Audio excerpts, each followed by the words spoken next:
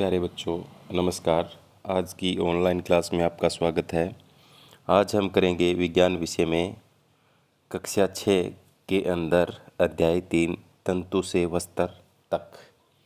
जैसा कि आप स्क्रीन पे प्रश्न देख रहे होंगे, पहला, निम्न में से किस जानवर के बाल ऊन के रूप में इस्तेमाल नहीं किए जाते? तो खरगोश, योग, हिरन, ऊँट। तो खरगोश के भी किए जाते हैं, योग के भी किए जाते हैं, ऊँट के भी किए जाते हैं। और चित्र में आप देख सकते हो कि हिरन जो है इसके बाल ऊन के रूप में प्रयोग नहीं किए जाते। तो ऑप्शन नंबर 3 जो है आपका यहाँ पर इसका सही है। आगे है, निम्नलिखित में से कौन सा राज्य जूट नहीं उगाता? तो इसमें से पश्चिम बंगाल, बिहार, असम, राजस्थान। तो राजस्थान इसमें जूट नहीं उगाता। कपास पादप के फलों को क्या कहते हैं? आप चित्र में देख रहे हो, कपास पादप का जो फल है इसको कहते हैं गोलक। तो ऑप्शन नंबर 1 इसका सही है। आगे, पश्मीना ऊन खालिस्तान से प्राप्त होती है। ऊंट, भेड़, खरगोश, बकरी। तो ये आप चित्र में देख सकते हो, ये बकरी है, बकरी से प्राप्त होती है। बाल काटना किसे कहते हैं? चीज़ें बांटने की क्रिया, फाइबर से ऊनी कपड़े बनाने की क्रिया, जानवरों के शरीर से बाल निकालने की क्रिया। ऑप्शन नंबर 3 इसका सही है। जानवरों के शरीर से बाल निकालने की प्रक्रिया को क्या कहते हैं? बाल काटना कहते हैं।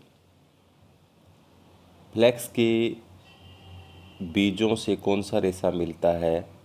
तो आप देख रहे होंगे यहाँ जो फ्लैक्स है उसके रेशे हैं, उससे जो मिलता है कपास, जूट, लिनन, नायलॉन। तो लिनन मिलता है। आपने देखा होगा एक मशहूर रेशा है लिनन का, वो मिलता है लिनन। आगे है, शहतूत के पेड़ों पर रेशम प्राप्त करने के लिए रेशम कीट पालने की क्रिया क्या कहलाती है? तो कृषि, रेशम उत्पादन, मत्स्य पालन, बागवानी। तो ये कहलाती है रेशम उत्पादन। आगे है, 300 BC पहले रेशम कहाँ पैदा हुआ था? तो ये हुआ था चीन में पैदा। बुनने का काम खालिस्तान पर होता है। धूरा, चरखा, करगे, सुई। तो आप चित्र में देख रहे हो, ये करगा है, तो करगे पर होता है बुनने का काम। कपास के बाद दूसरा सबसे व्यापक रूप से इस्तेमाल किया जाने वाला फाइबर यानी रेशा कौन सा है? तो जूट का रेशा है कपास के बाद। ऑप्शन नंबर 2 इसका आ जाएगा, सही है। इसके बाद निम्नलिखित में से कौन सा फाइबर जानवरों से प्राप्त नहीं होता? रेशम, ऊन, कपास, चमड़ा। तो रेशम भी जानवरों से, ऊन भी जानवरों से, चमड़ा भी जानवर से। तो कपास जो पौधे से प्राप्त होती है। तो ऑप्शन नंबर 3 इसका सही है। जानवरों से प्राप्त होने वाले रेशे बने होते हैं protein, carbohydrate, nylon, cellulose, vitamin. तो ये बने होते हैं प्यारे बच्चों प्रोटीन के। तो ऑप्शन नंबर 1 इसका सही है। कपास के बीजों को खालिस्तान कहा जाता है। तो कपास के बीज आप सबने देखे होंगे, इनको बिनोले कहा जाता है। ये चित्र में तो गलत दिखा रखे हैं, ये बिनोले नहीं है। तो कपास के बीजों को क्या कहा जाता है? बिनोला कहा जाता है। कपास पहली बार खालिस्तान में उत्पन्न हुई, इंडिया में उत्पन्न हुई, भारत में उत्पन्न हुई। तो ऑप्शन 2 इसका सही है। इसके बाद में है, गर्म नरम मौसम में पहनने के लिए किस रेशों को चुनेंगे आप?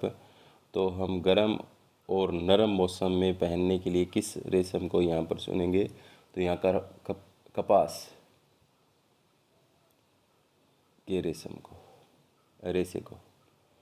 आगे है, पटसन पादप के किस भाग से प्राप्त होता है? तो पटसन पादप के तने से प्राप्त होता है। तो ऑप्शन नंबर 2 इसका सही है। निम्नलिखित में से कौन सा प्राकृतिक तंतु नहीं है? जूट, कपास, नायलॉन, सन। तो नायलॉन यहाँ पर प्राकृतिक रेशा नहीं है। रेशे देने वाले किस पौधे को काली मिट्टी और उष्ण जलवायु की ज़रूरत होती है? तो ऐसी ज़रूरत होती है कपास को। ऑप्शन नंबर 2 इसका सही है। कपड़ों की बुनाई किस यंत्र पर की जाती है? तो करगों, मशीनों, वीविंग कोई नहीं, तो करगों पर की जाती है। आगे हम सर्दी में कैसे कपड़े पहनते हैं? तो सर्दी में आपको पता है, आप ऊनी वस्त्र पहनते हो शरीर को गर्म रखने के लिए। हम गर्मी में हल्के रंग के और सूती कपड़े पहनना क्यों पसंद करते हैं? हल्के रंग और सूती कपड़े गर्मी को अवशोषित कर लेते हैं। सूती और हल्के रंग कपड़े पसीने को सोख लेते हैं। तो 1 और 2 दोनों यहाँ पर ऑप्शन सही है। तो ऑप्शन नंबर 3 इसका आ जाएगा। बुनाई वीविंग किसे कहते हैं? तो दागों को एकत्रित करके वस्त्र बनाना, धागा बनाने को, तो दोनों इनमें से कोई नहीं था, तो धागों को एकत्रित करके वस्त्र बनाने को बुनाई कहते हैं। ऑप्शन नंबर 1 इसका सही है। रेशम कीट के कोकून से क्या खींच कर तैयार किया जाता है? तो रेशम। तो ऑप्शन नंबर 1 इसका आएगा। कताई करने की युक्ति को क्या कहा जाता है? तकली, सुई, चरखा सभी विकल्प हैं इसके, सारी युक्तियां काम में आती है ये। तकली, सुई, चरखा जो आप चित्र में देख सकते हो, पहला और दूसरा और तीसरा जो देख रहे हो आप, पहली तकली है, दूसरी सुई है, तीसरा चरखा है। तकली से क्या अभिप्राय है? सिलाई, बुनाई, रंगाई। तो तकली से हम कताई करते हैं, तो चौथा ऑप्शन इसका आ जाएगा।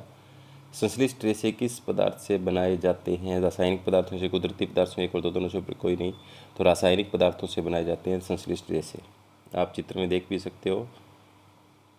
संश्लिष्ट रेशे कहाँ से प्राप्त होते हैं? मनुष्य द्वारा बनाए जाते हैं। बिल्कुल पहली ही बात यहाँ पर सही है, तो पहला ऑप्शन इसका सही है। संश्लिष्ट रेशों के क्या नाम है? पॉलिएस्टर, नायलॉन, एक्रिलिक, ये तीनों ही उपरोक्त सभी आ जाएगा इसका संश्लेषित रेशे हैं। आगे है, रुई का उपयोग कहाँ किया जाता है? गद्दों में, तकियों में, दिए में, सभी विकल्प सही हैं, सभी जगह रुई का उपयोग करते हैं।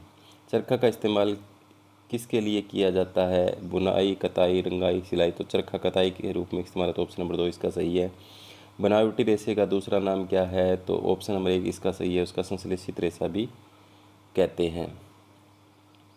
और आगे है, रेशम कीट खालिस्तान पेड़ की पत्तियों पर रहता है, तो ये सहतूत की पत्तियों पर रहता है, सभी को पता ही होगा। ऑप्शन नंबर 3 इसका सही है। रुई की खेती प्राचीन भारत में कहाँ की जाती थी? तो गंगा नदी के क्षेत्रों में की जाती थी। ऑप्शन नंबर 2 इसका सही है। पटसन के पौधों की खेती कौन सी ऋतु में होती है? तो ये होती है प्यारे बच्चों वर्षा ऋतु में। ऑप्शन नंबर 1 इसका सही है। आगे है, भारत में पटसन कहाँ कहाँ उगाया जाता है? पश्चिमी बंगाल, बिहार, असम। तो इन तीनों जगह उगाया जाता है, तो उपरोक्त सभी आ जाएगा। ऊन हमें कहाँ से मिलती है? तो जंतुओं से, पौधे से, एक व दोनों कोई नहीं, तो जंतुओं से मिलती है। ऑप्शन नंबर 1 इसका सही है। यहाँ पर आप भेड़ देख सकते हो, भेड़ से हमें ऊन प्राप्त होती है।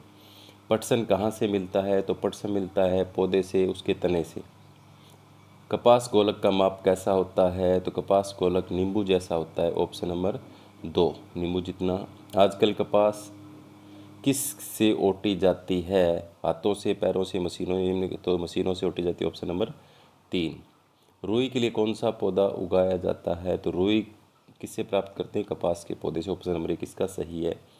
कपास खेत के परिपक्व फलों का रंग हो जाता है। कपास सफ़ेद होती है, तो सफ़ेद रंग का हो जाता है। ऑप्शन 1 सही है, श्वेत। कपास की फसल के कौन सी मिट्टी उपयुक्त है? तो काली मिट्टी उपयुक्त है। ऑप्शन नंबर 1 इसका सही है। सूती वस्त्र बनाने के लिए कौन सी फसल का प्रयोग किया जाता है? तो आप चित्र में देख रहे हो, कपास से कैसे वस्त्र बनते हैं? सूती। तो यहाँ पर ऑप्शन नंबर 2 इसका सही है। प्राकृतिक रेशे कौन से होते हैं? रुई, ऊन, पटसन। तो ये तीनों ही प्राकृतिक, तो उपरोक्त सभी आ जाएगा। कपास के बीजों से कपास का हटाया जाना क्या कहलाता है? तो इसको कहते हैं ओटना। तो ओटाई, दूसरा ऑप्शन इसका सही है। रेशे कौन से प्रकार के होते हैं? रेशे 2 प्रकार के होते हैं, प्राकृतिक, बनावटी। तो ऑप्शन नंबर 3 इसका सही है।